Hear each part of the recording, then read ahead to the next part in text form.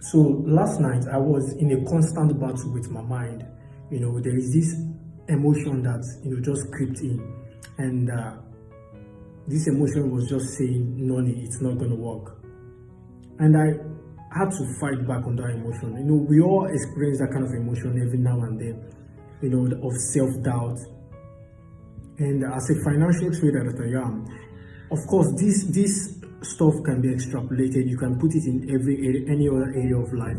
It could be in relationship. It could be in businesses, where because of you've had a series of losses or series of things going out without success, and the mind is now used to that familiar ground. In fact, the mind has already, has built, let's say, an empire around that mindset that, look, we are not familiar with failure, so it's now the default setting. So when something starts even working, all right, you have a proof that it's actually working.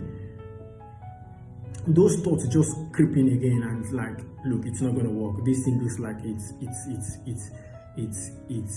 fake. It's fake. I had that kind of thought again, and I had to constantly, analyze things and see what could be the issue. And then it made it, and it just, after my whole analysis, I realized that, look, it's just a biological emotion. It's not really a realistical or something that has fact. It's something biological. And when I mean biological, I mean, since the mind is already familiar with this pattern, the previous pattern of not working. Maybe it didn't work before because you were building. You only, through trials and error, you only get to that point, right? And maybe for some reason, any reason at all, right? But then you are now in a new ground where it's working, all right? But because the mind is not used to this new atmosphere, it just wants to escape and go back to its default settings. And then I had to constantly remind myself and show myself the current proof that, look, it's working, right?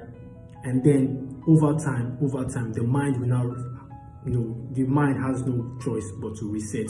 Since but biologically, we are creatures of, the more we repeat stuff, the more we reprogram ourselves. So that is it. You can also apply it to your life too.